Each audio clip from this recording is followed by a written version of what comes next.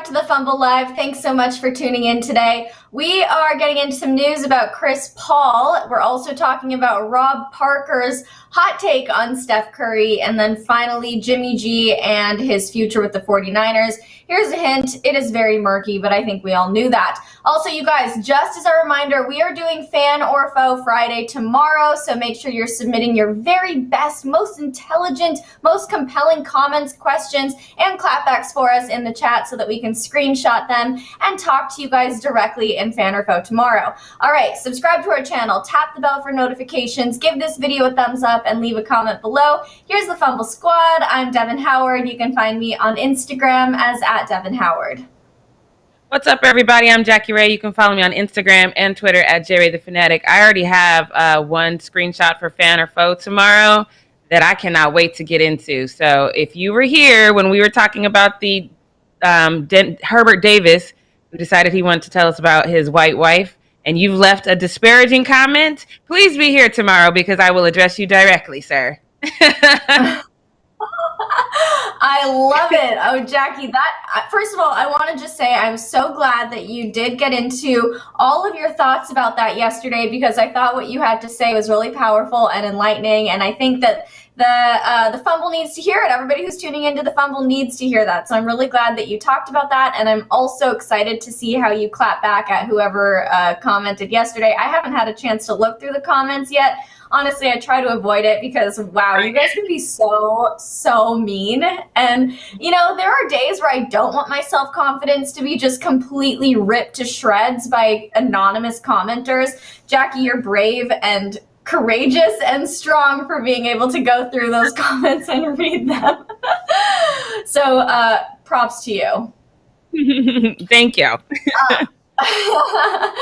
All right. Also, Jackie, how was your day yesterday? Any updates for us? How's the apartment search going? The apartment search is getting a little bit better. I've narrowed it down to either Los Feliz or maybe North Hollywood, or Studio City is really where I want. Culver City is where I want to live, but the traffic to get out of Culver City is infuriating. So maybe not Culver City, unfortunately. Culver is a cool place, so I know why it seems attractive, but yeah, getting in and out of Culver can sometimes be difficult. Living in Santa Monica, I feel the same way. It's sometimes a struggle just to get anywhere, especially if I'm having to go under the 405, which is seems like such a mild thing, but the traffic gets so bad over there. All right, you guys, well, I feel like we should just jump right into the news here. Let's talk about Chris Paul, because he has done wonders for the Phoenix Suns. So the team has always had talent in Devin Booker. We liked Devin Booker over here, but they never got higher than the number 8 seed. And now Chris Paul, once they added him to the roster, he has been able to lead the team to the second best record in the West. Very impressive. So last year, the Suns won 34 games, and then they had that crazy 8-0 bubble run, which was really, I don't think anybody was expecting that, but it was really impressive for them. And then they were sitting at 26 wins before the bubble, and a lot of people criticized the NBA for even inviting them to come and compete, and then they ended up finishing 10th in the West. Now this year, the Suns are already at 34 wins, despite being only 48 games in, which is good enough to earn them that number 2 spot in the West.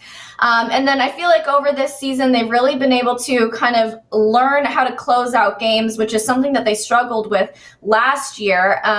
They were 16-21 in games that were within 5 points in the last 5 minutes, and this year they're 14-11 in those kinds of games. So right now they're 3 wins away from their first winning season since 2013-2014, and they're closing in on their first playoff appearance since 2010. And a lot of people think that it has to do with Chris Paul.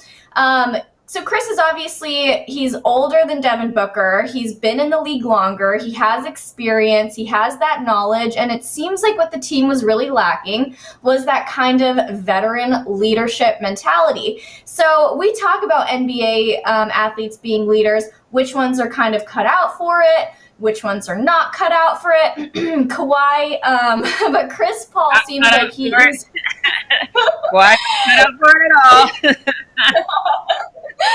But would you say that Chris Paul is the definition of true leadership in the NBA? Yeah, so when Magic said that whole thing about LaMelo, I think it was him having the highest basketball IQ of any point guard in the league. It's Chris Paul. Like, what are you talking about? Chris Paul, to me, is the definition of leadership. And he leads, he not only leads by example, he leads vocally, he leads on the court. I think the guy is amazing. And you're right. I don't want to, Devin Booker's not there yet. I'm not saying Devin Booker cannot get there, but he's only been in the league 6 seasons. Chris has been in the league a lot longer. He's 11-time All-Star. He should have won a ring. Let me just say this. He should have won a ring with the Houston Rockets because of the way he was leading that team and all that he did with that team. The problem then was James Harden, and James Harden didn't want to accept that leadership. So there definitely needs to be two dynamics. There needs to be a guy on the team that's leading and has the basketball IQ to lead, and you need to be able to get out of your own way and listen, because when he has that kind of leadership, I think James Harden kind of shot himself and that franchise in the foot when they were together because he didn't want to accept that leadership. But I think everyone on the Suns recognize that they have this diamond, this gold mine in Chris Paul to get out there and do what he does every night. And he demands that respect and he leads by example. And I think it's an asset to them for sure. Oh, yeah, I think it's clearly an asset for them. Just the fact that they were able to, well, Chris was able to elevate the team from number 8 to number 2. I mean, that alone shows that he has what it takes to really be, I don't know, the motivating factor for a team. I'm not exactly sure what it is. I would love to hear what goes on behind closed doors with them and with Chris Paul up there. But I think it just, to me, looking at the Suns, this is proof that young talent can get you far. We've seen some young squads do some pretty incredible things, but I think to really kind of like get that well-rounded team, the team that's able to just go out there and crush it night after night, you kind of need to have that veteran leader on there. Do you agree with me when I say that? I mean, it depends on how they lead, because we remember when Steph was in the huddle when they were losing really bad, and he was trying to get them motivated. He was like, "Come on, guys, come on!" And we all giggled and laughed at it, like, "Steph, stop! No one's taking you seriously." But even though he was trying to be a leader in that moment, when you have someone like Chris Paul, you can see him running through plays. I do think that his veteran status contributes to that, but I also know that that's the basketball IQ. And I know LeBron came into the league, and he was definitely not the leadership status that Chris Paul is now, but he definitely had that basketball IQ. But I think it's difficult to listen to that rookie when you've already been on that squad and you're doing what you need to do. You've already been in the league. In college, and even though LeBron didn't even go to college, he went to high school. So there's that lack of, you didn't even go through the road that I went. So you have to be able to respect the person that you're looking at. And that's just our society as a whole. The younger you are, sometimes the less people think you have knowledge about that specific thing because you simply haven't been doing it long enough. So I think that that's kind of playing in this situation. I don't want to say that a rookie can't lead because I've seen rookies that I believe can lead. They can lead a team, but when you're on a team with everyone who's been in the league at least 6 years, and then you come in here trying to lead the situation, it's a little bit difficult. But I think that's not happening with the Phoenix Suns. I think that they brought him in specifically for his leadership and his basketball IQ, and everyone is embracing it. So no one has a problem with that. So I think Devin Booker probably is also learning all he can from Chris Paul is what I would do. And Devin Booker seems like that guy. He just wants to absorb everything he can that's going to help him have this very long and very prosperous basketball career. So it just works. The idea to bring Chris Paul to Phoenix was an excellent idea, and it's working out very, very well for them.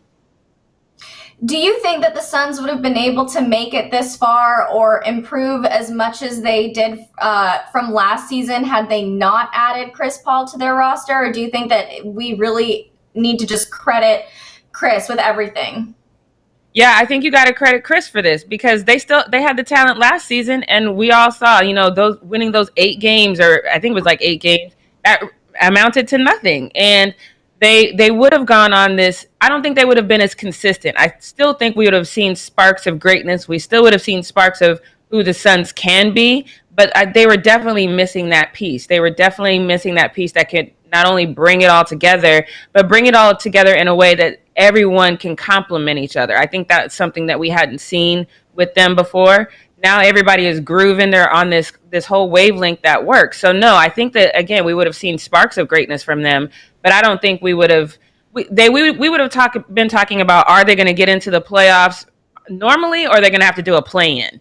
They would have been in that conversation more so as, oh my God, never in a million years. I mean, with Chris Paul, I knew that they were going to change. I don't know if I thought they were going to change so much where they're second in the West, but that just goes to Chris Paul's credit, because we all knew that that was going to change the entire dynamic of that team, and it did.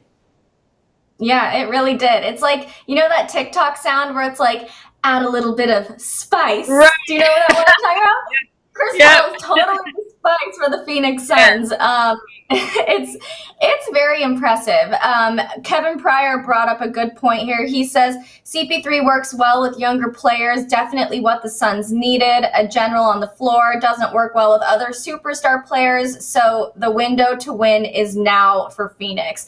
And someone else mentioned that he did the same thing, or was that Kevin's comment? I don't know, that he's done the same thing with OKC.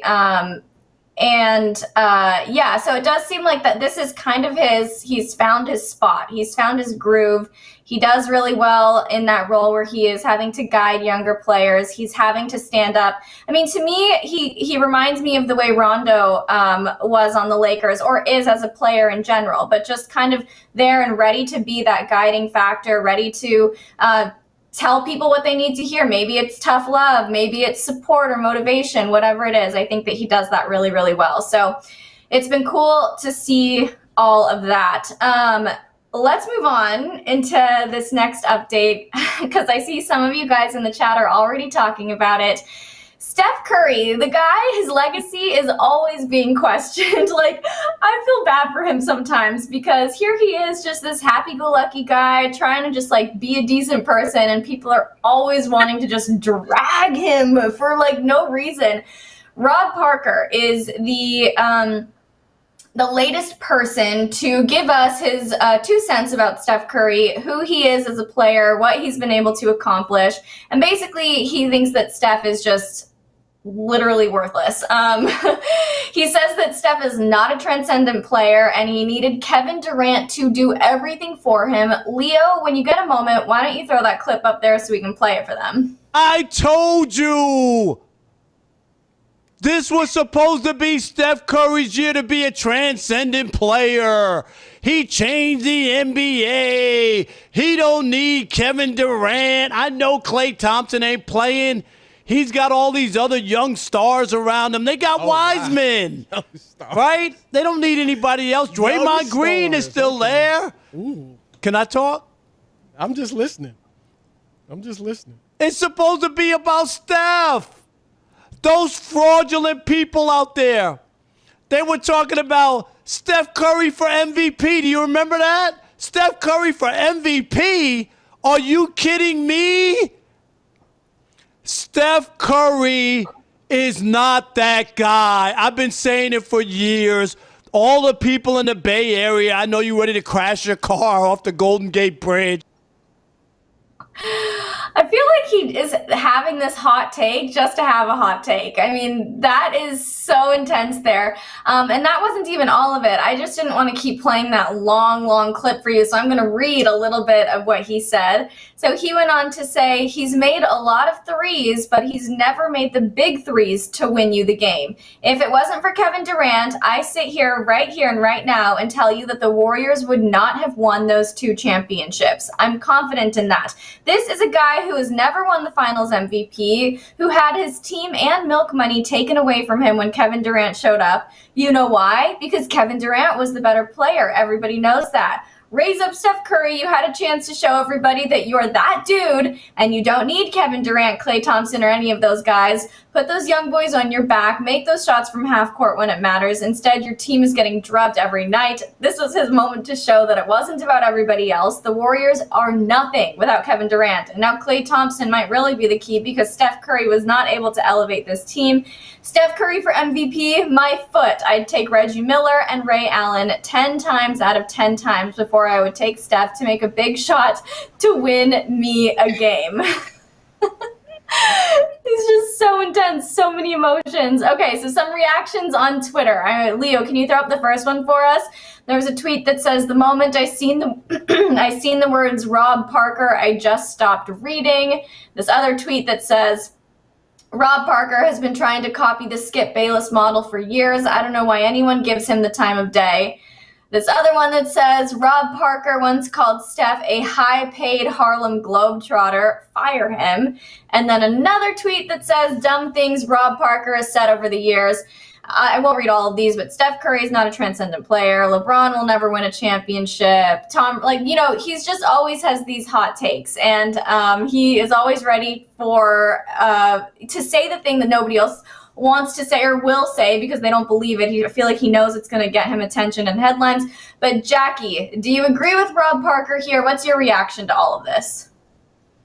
First of all, I think Rob Parker is very, very good at his job. His job is to get people riled up and in their feelings. And he has done that successfully because this is what I woke up to. I woke up to this take and people being in their feelings. So I think he's very good at what he does.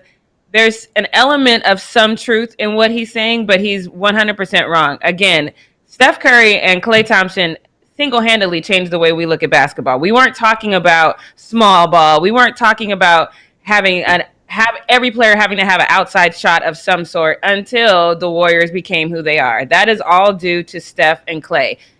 You could potentially say that it's not Steph by himself, it's Steph and Klay if you wanted to do that, but Steph is obviously dominating in that. All of Steph's accolades are most three-point shots in a playoff game, most three-point shots in the finals, most 3 points, three. All of his big accolades are about the three-point shot. Now, if you're a type of person who, like me, I don't enjoy that type of basketball because it creates this run and shoot type of basketball, which is very dull and dry to me. I don't like it. It's everybody runs, get to their three-point spot and shoot. There's a lack of defense. There's a lack of plays being ran. It's not as intense to me. But that doesn't change the fact that it is very effective. If you're going out there and you can shoot these threes and you are very accurate at those threes, it becomes hard to defend, especially more than one player can do that. It's hard to defend.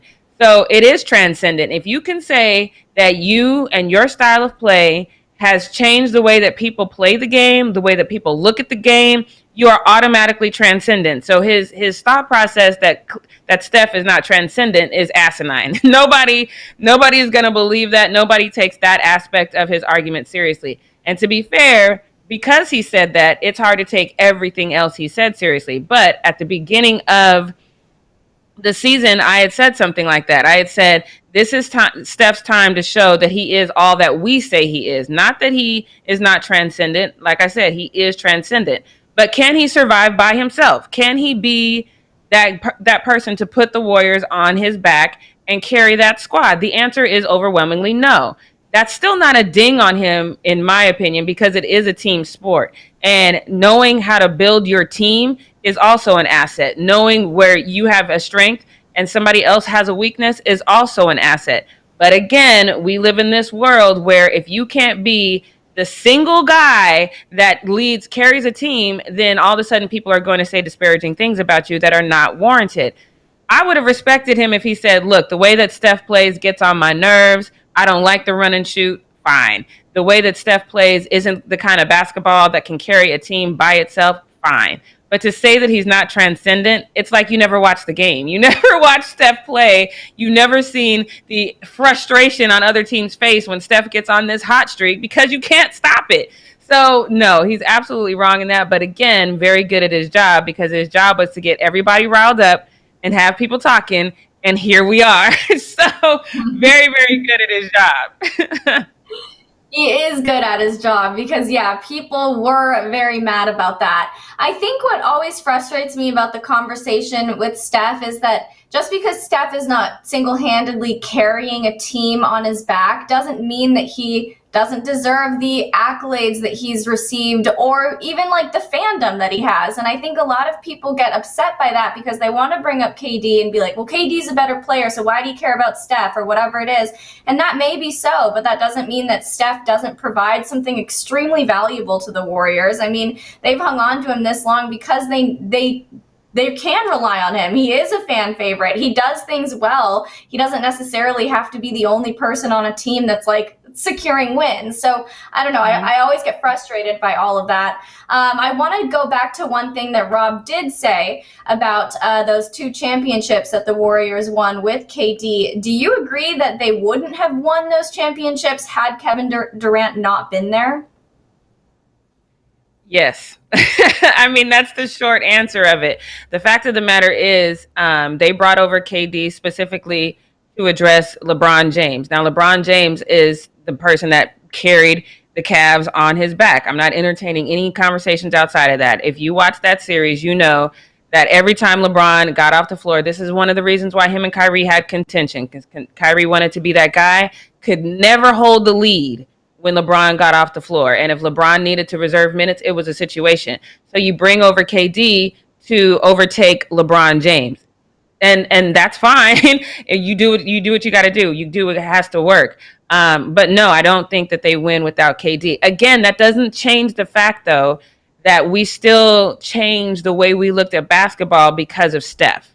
And I saw somebody in the chat said that Steph needs a true wingman. Absolutely, he does. He needs a true wing. That doesn't change the fact that Steph is a little guy. He's a little guy. And this is what I've always said is one of his appeal to people, is because he's tiny. When you see the starting 5 of the Lakers walk out and then you see Steph, it is almost like David and Goliath. He's a tiny man, but he has realized that at his size, he's gotten really, really good at doing what he does. And that man's deserved 100% of the credit for that, because that's why people look at him now like, oh, I'm 6'3", I'm 6'2". At first, I didn't think I was basketball height, but look at all that Steph is doing. And that is to his credit, to be able to do what he does. Could he have done those championships without KD? Absolutely not. And you can't tell me different. But at the same time, I don't think that means we said that. We said that this is his prove-it moment. He's going to either be Steph Curry, the most awesome three-point guard of all time, or he's going to be the guy that can lead the team. We've seen that he is the three-point guy. He's not the guy that can lead the team. It's hard to lead the team at 6'3". It just is. So I'm not mad at them for getting KD. You do what you got to do to beat this giant that you see in Cleveland at the time. It's not a bad thing. But no, Steph Curry is not the guy that can carry a team because he doesn't have the prowess to do that. He can't put his head down. He can't play bully ball. He can't play bully ball. 3 points is his thing. And eventually you can figure out a way to shut that down if he is the only person on the team that's shooting like that. You stick a Clay in there, you stick a KD in there, and all of a sudden you have this problem that you have a really hard time figuring out. Warriors did an amazing job bringing KD over there. I still think it was kind of gross that KD went over there, but I understood why they did it, and it makes sense. So no, I absolutely, positively do not think that they would have won without him. Kevin in the chat says, do we remember the Thunder with KD couldn't close out Golden State? That's why I think it's gross that he went over to Golden State. You went to the team you couldn't beat. But he said the Warriors changed their game to go through KD, but definitely could have won another championship without him. I don't think they could have. I think you take KD out of that situation, and then all of a sudden you're back to the Warriors that you understand and that you were able to move through. I don't think they win without KD. That's a good point, Jackie. That's actually a very good point. I think that without KD, they were still a strong squad, but with KD, it just gave them, just that extra oomph that really just like was unstoppable and unbeatable. Okay, let's move on to our next Need to Know News update. Also, before we get into this, I just want to say everybody is so mad at Rob Parker in the chat online, and I think that you need to take a moment to appreciate me and Jackie here because we're just sharing our honest opinions. We're not doing things to get everybody riled up and mad. Maybe we'd have more views if we did do that, but hey, we are just your honest commentators giving you our thoughts, our 2 cents, not because we want to piss off a bunch of people. So you should appreciate that. Yeah. Y'all keep on in the chat like you keeping on, and that might change. But right now, we're not trying to piss you off, but give it time. Give it time. Maybe we will one day. All right, well, let's talk about another San Francisco team, but this one's actually football, the 49ers. So they announced on Wednesday that they are signing another quarterback in Nate Sudfeld. I've actually never had to say his last name out loud now that I say that, so I'm not sure if I said it right. Was that right? I think that's right, yes. That's right. Sudfeld, okay. So this is kind of like another jab at Jimmy, I feel like, because right now already on the 49ers roster at the quarterback position are Jimmy Garoppolo, of course. Then we have Josh Rosen. We have Josh Johnson. And then general manager John Lynch and Kyle Shanahan are taking a quarterback with the number 3 pick in the 2021 NFL draft. They have committed to Jimmy G too with the hopes of grooming a new young star under him. But his future, Jimmy G's future, feels quite unsteady. His contract has no further guarantees in these final 2 years. We've talked about this in the past. He felt, he's been feeling frustrated with the team. I don't blame him for feeling frustrated, but I also kind of understand where the team is coming from as well when they make these decisions. But Jackie, do you think Jimmy G needs to be even more worried than he was before now? Yeah, because he's not even had the real opportunity to break out yet. And they're already looking to groom a young replacement for him. So once they start grooming another replacement, you need to understand that your time is very, very limited. They don't have the faith in you that you really need them to have in order for you to kind of step up and have that breakout. I understand that the injuries have plagued him a little bit, but again, that those injuries are becoming to your detriment, because now people are starting to wonder if you can A, overcome those injuries, and 2, what you look like when you're 100% healthy, because we haven't really seen that. We've seen what you might look like, but we haven't seen a full season of that. So Jimmy should understand that he is not their go-to guy. He is not what they're betting their money on. Obviously, they're not even giving you any more guarantees. And if I was his agent, I would say, okay, since they're stacked over here in the quarterback position, should we go and start looking at other situations that might be a little bit more viable for you, especially if he wants to be in a situation where his talents can be seen? Because really, outside of Belichick co-signing on him and wanting to go the way of Jimmy G instead of Tom Brady, we haven't really seen why Jimmy G is Jimmy G, aside from you thinking he's the cat's meow and the Belichick accolade. We don't really have any reason to really check for this dude. So he needs to be in a situation where he can prove himself, and I just don't think that the 49ers are it. Yeah. Sorry, I was reading a chat in there. There's a really mad person, but I don't even want to give him the time of day. So then I guess you are saying that you feel this is the nail in the coffin for Jimmy G. So what do you expect for his future after the 49ers then? So first I see that person in the chat, and I will block you if you keep using the N-word. That's number 1. Number 2, that was a one moment in time, and you might want to ask Cam Newton how one moment in time looks when you don't win the Super Bowl. So, you know what I mean? When you just go one time, that one moment in time is not going to be what gets you through your entire career. So moving forward for Jimmy G, again, I think he needs to decide what he wants to do, what's best for him. Is this situation where he can see that the 49ers have really muddied the waters as far as what his future is going to look like. And even if he does start, they're still preparing to move on from you. They've literally brought in your replacement already. I think that's the same thing that Aaron Rodgers got pissed off about. They brought in, and Aaron Rodgers is out there doing the damn thing, so it's a little bit different, so they brought in his replacement, and all of a sudden that there was animosity in the water. Anytime they bring in your replacement, you need to know that they've looked to move on from you. If you still feel like you have a lot of gas in the tank, you need to be looking on yourself. You don't need to keep looking at the organization that is looking away from you. You need to figure out, where do I fit in this league where I can make my career make sense? Because right now it's not making sense here. So I would definitely talk to my agent, and I would definitely see about moving on to a different situation, because the 49ers are looking to move on to a different situation. So why stay? Why beat the dead horse and stay?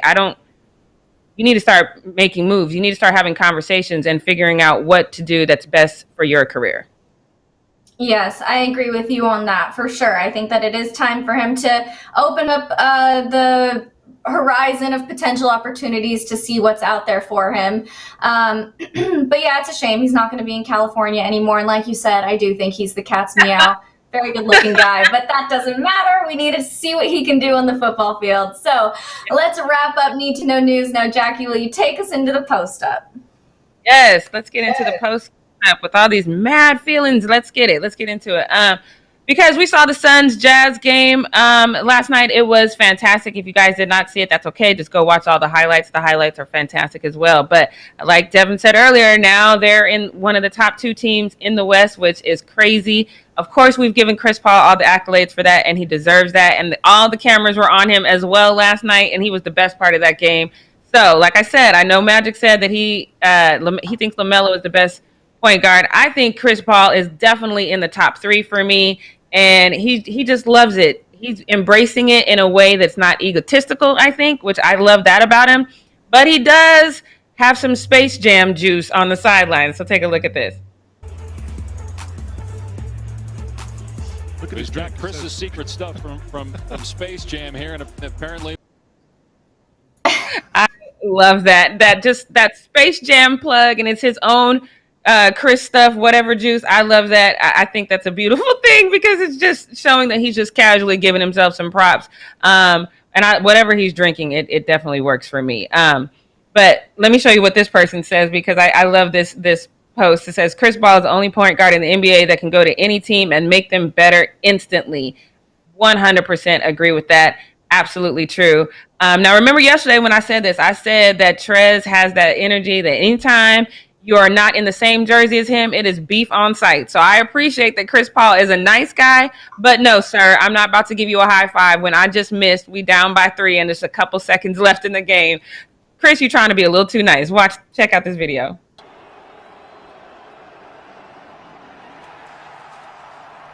Missed it. Trying to high five me? What are you doing, Chris? What are you doing? Why are you trying to high five me right when I just missed it?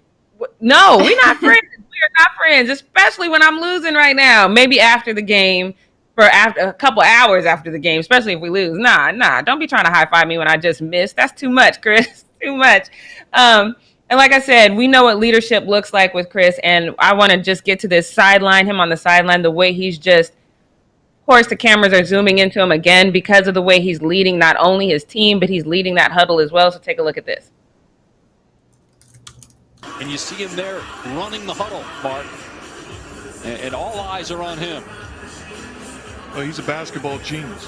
He is an absolute genius. Yeah, I love this. I love seeing Chris Paul in the sideline. My favorite time seeing him in the sideline was the time that he was in Houston and he was trying to give James Harden some advice, and James Harden literally looked the other way. Again, you have to be able to receive that leadership too, because he's just giving you gold. Everything he does, he's giving you gold. So shouts out to Chris. I love what he's doing over there in Phoenix. But let's move on to this next one, because the slander continues. I mean, and now LeBron is getting it from his boy. LeBron is out here supporting and promoting Space Jam on his Instagram. He posted this picture of himself on his Instagram, and it's just kind of it's actually video. If you want to check it out on his Instagram, you can go to his Instagram. It's a kind of a little preview of it. And he talks about, what in the Matrix hell did I just get myself into? Love it. Go check out the preview on LeBron James's Instagram. But look, then here comes the comments. Now, the comments are annoying to me because Richard Jefferson is literally sandwiched between some goats right now. Dwayne Wade says, getting my popcorn ready to watch this. Congrats. Tom Brady says, can't wait to watch it.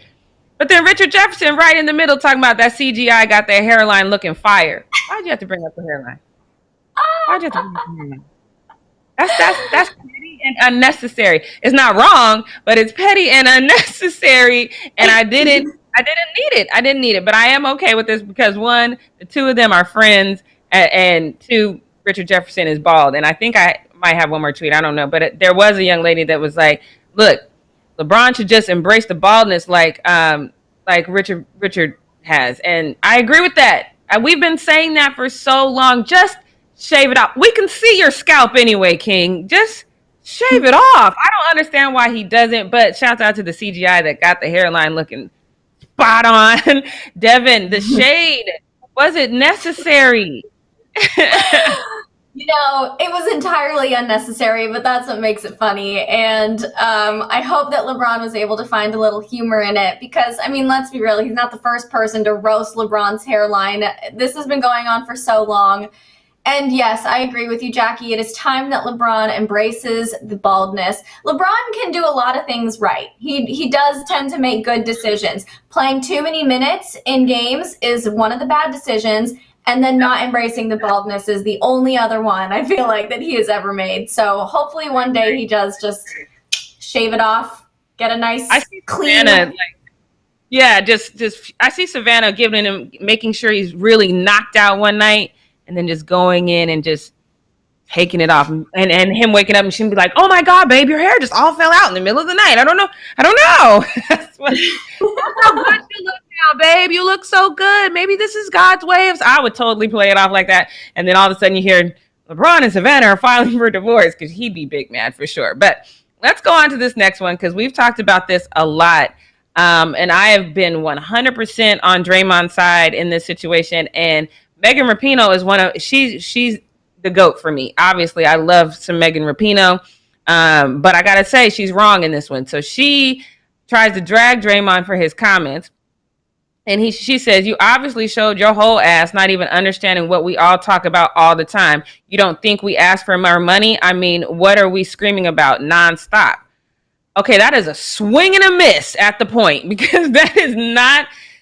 You asking for more money was not at all what Draymond was talking about. That's just, you just missed it entirely. His point is you can't ask for more money because you don't make more money. And until that changes, that is always going to be the fallback. Stop asking for more money when your organization does not bring in the revenue to warrant more money. So instead of asking for more money, reach out to media and make sure that they're telling your stories in a big way, like we see with the NBA. Reach out to these sponsors and tell them to put their money where their mouth is and start financing the WNBA. Because the truth of the matter is you can't even function without help from the NBA.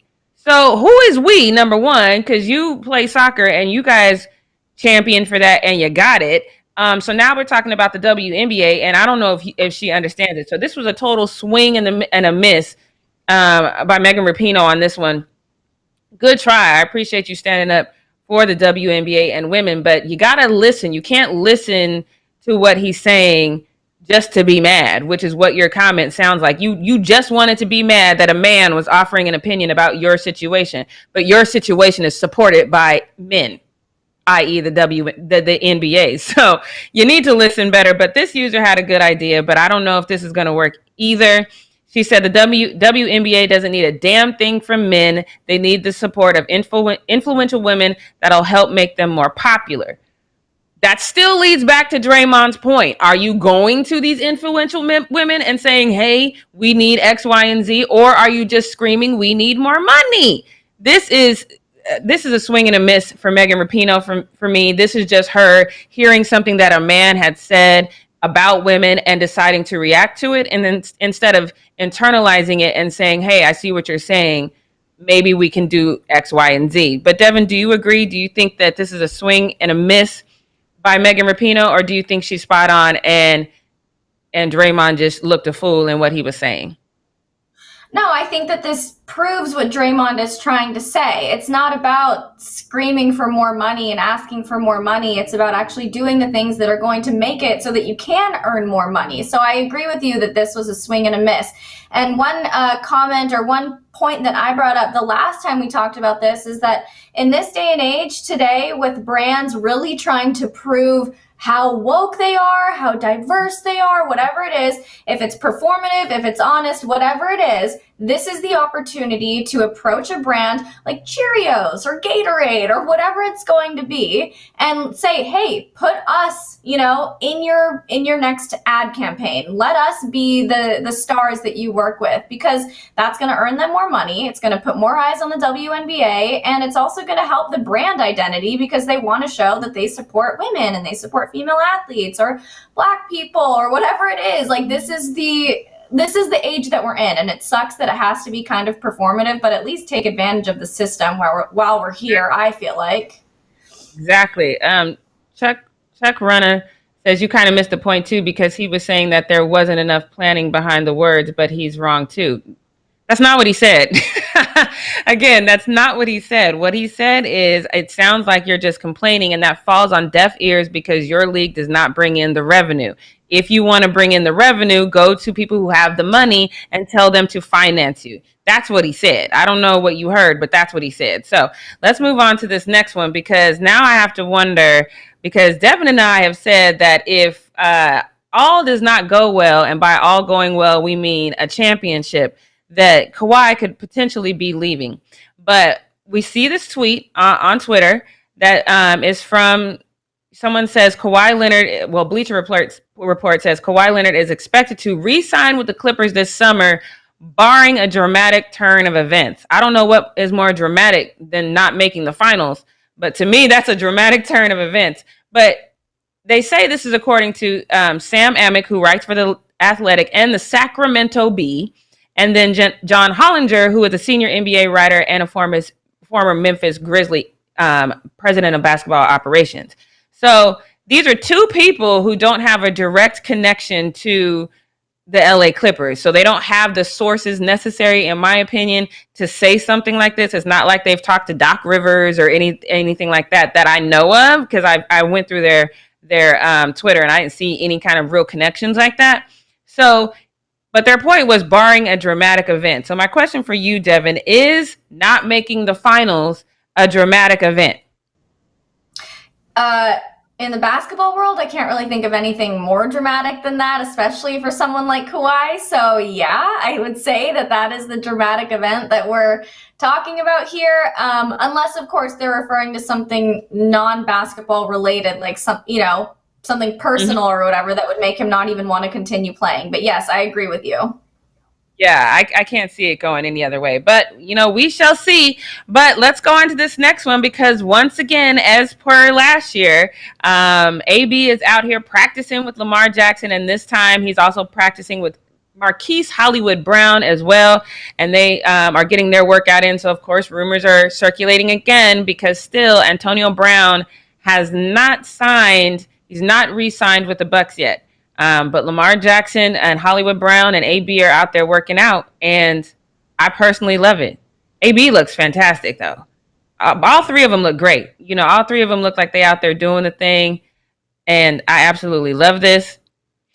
But a user did point out something that I thought was interesting, because I definitely did not know. And now that I'm looking at this, I don't know how I didn't notice it, but he says they at AB's house gym, LOL. Now that gets him on board so we can focus on the O-line D in the draft. So I didn't even realize, but that is Antonio Brown's home gym. That looked like where I do my Fit Club stuff down the street. But I didn't notice the whole Antonio Brown murals. Like, he just got his face painted everywhere. God really loves himself. I don't know how I missed that the first time I watched this, but he got his face painted everywhere. Okay. So Kevin Pryor says AB and Hollywood Brown are cousins. That makes sense. I wasn't gonna make the assumption just because their last names are both Brown. I was not gonna make that assumption because they're a very common last name. I didn't know that they was cousins though. But that's dope. That's really dope. Devin, what did you think of? Did you immediately notice that Antonio Brown's face was painted everywhere? I didn't see that immediately.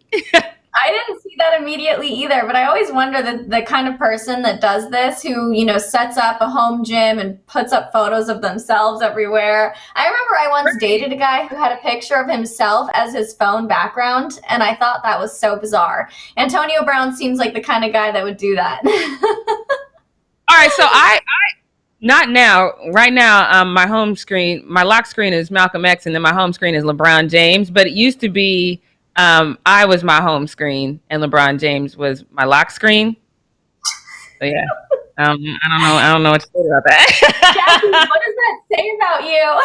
I'll tell you, it didn't always used to be like that, but I'll tell you why I started doing that. One day I found an iPhone, and when I pressed the button, the girl's face was on it, so I knew who to give it to. But if her face hadn't been on there and the phone was locked, I wouldn't have known whose phone it was.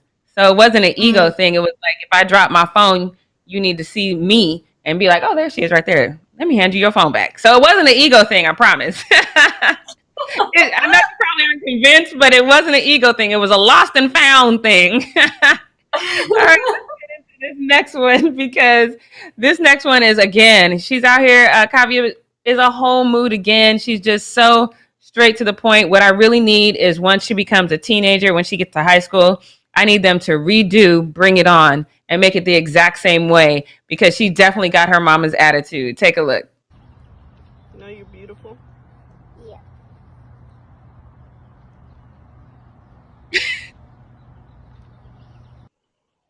No more words. Do you know you're beautiful? Yep. See, she gonna have her photo on her lock screen. So I'm just saying, don't get mad at those people who have their photo on their lock screen. All right, let's go to this next one, because this next one, you didn't have to bring this L back up. You just didn't. But I feel you. I understand. You got to stay ready, so you don't have to get ready when that moment hits. And this gentleman was not ready. Take a look. So if you can't read that, he says, thinking about the first time sitting courtside and CJ McCollum passed me the ball and I airballed it in front of 10,000 people. So it's coming. Here we go.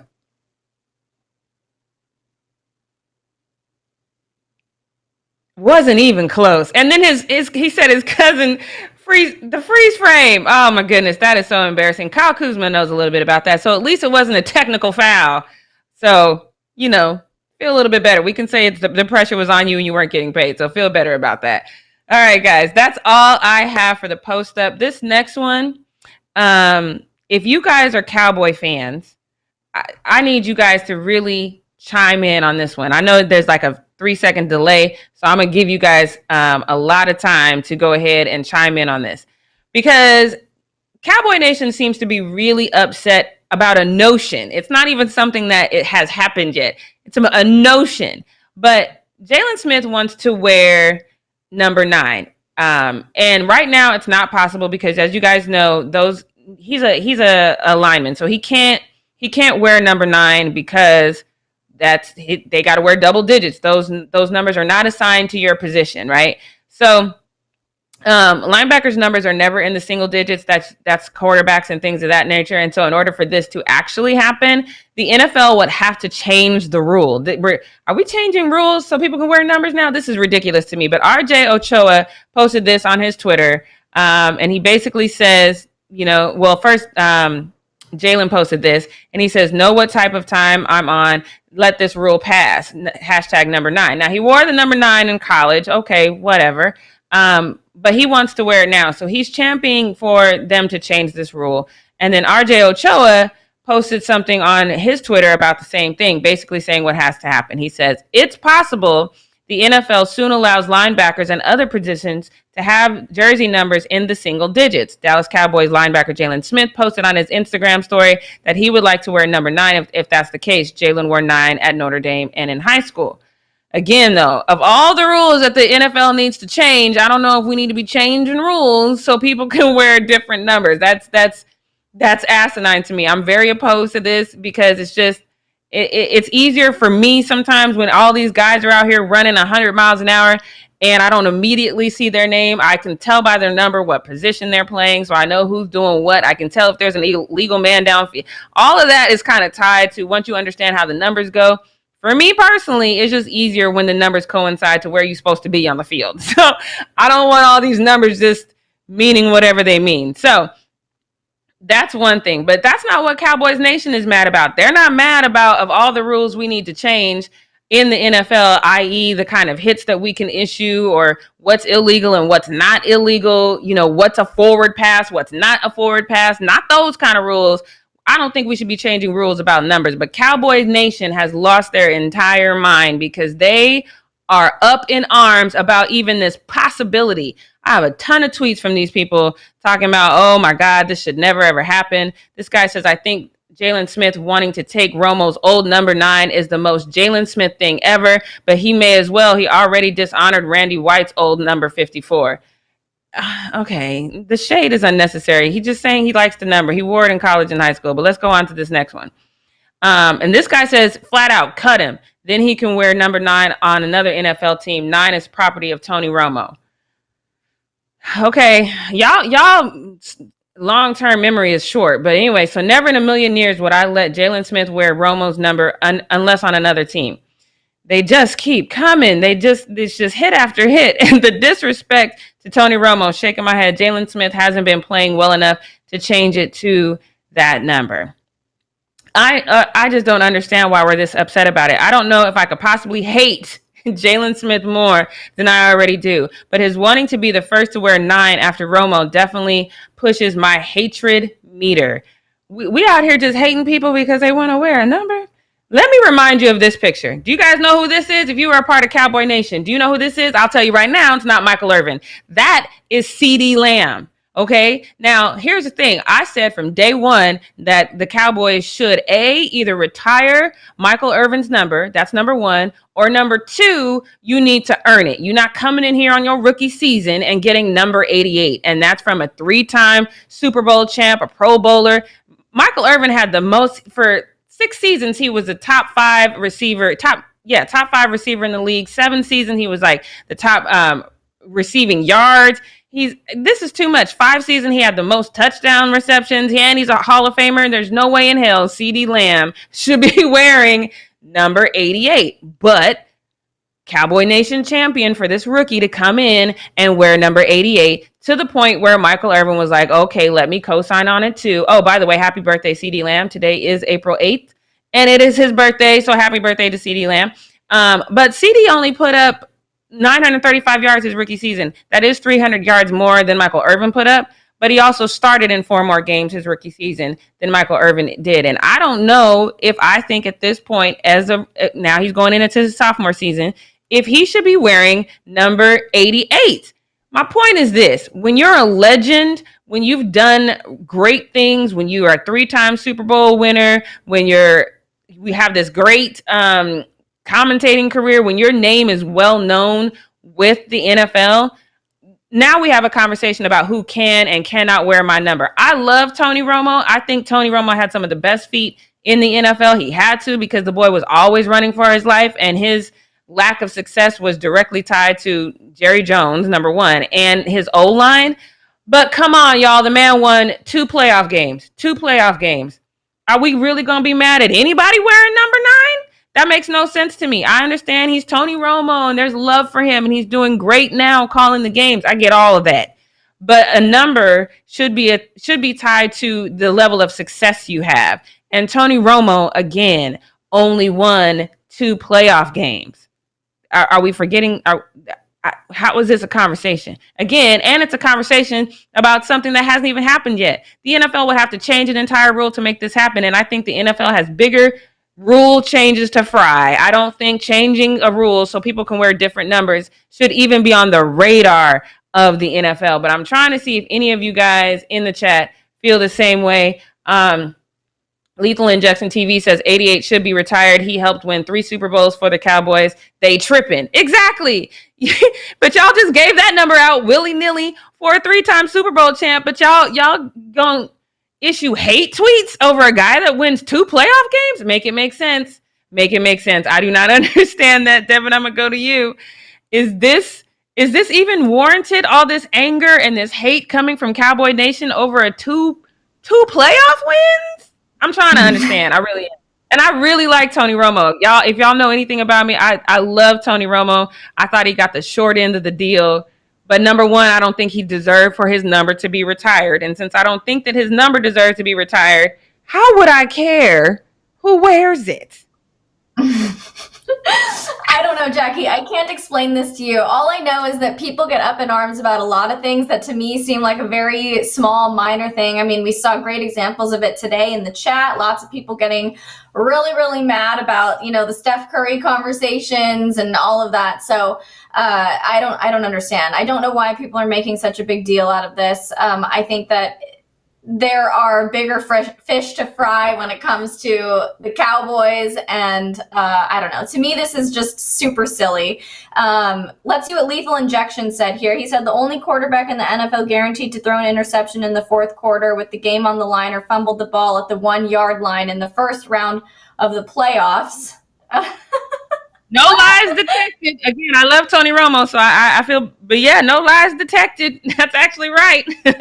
Yeah. And then Gary Turbo says, I don't like retiring numbers. I think that retiring a number for somebody really great, I don't mind that. Do you have a problem with that, Jackie?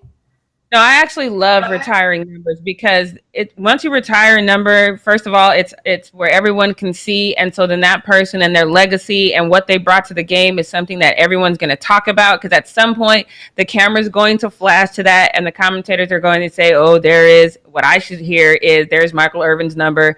He was the best in three-time Super Bowl champ." Blah blah blah blah. I think it just always keeps your name and what you did for that franchise in the conversation. And when you're that good and you have that kind of legacy, that's why you retire a number. I don't agree with that at all. I love the retiring numbers because I've seen numbers in stadiums that I've been to that I'm not really familiar with that specific team. And I've seen numbers retired. I'm like, oh, who's that? And then it causes me to like look them up, because that's how your legacy lives on forever. Granted, there's some people that don't need that, like when you're talking about like Kobe, LeBron, Michael Jordan. I don't think any of those guys are going to need their numbers retired. But still, I think retiring that number is a show of respect. It's a show of what you've done for that franchise, and that they're always going to be appreciative. And it's history. I'm a big fan of history, so I don't know. I'm a big fan of retiring numbers, but no number 9, not the number 9. Yeah, I'm with you. I think retiring numbers is a great thing, but it has to be for somebody who really deserved it. Prince Will a lot gave us $1.99. Thanks so much for that little donation. You guys, today's show has been a lot of fun. We're going to wrap up a couple minutes early here. Don't forget to subscribe, tap the bell, leave a comment below, share this video with your friends. We're going to be back tomorrow at 9 a.m. Pacific Standard Time for our Friday show, which means, like I mentioned at the top of the show today, that we have Fan or Foe coming up. So get ready. We might be addressing some of your comments. We have a lot to choose from here, so thank you so much for that. All right, you guys will have a great Thursday, and we'll see you tomorrow. Bye.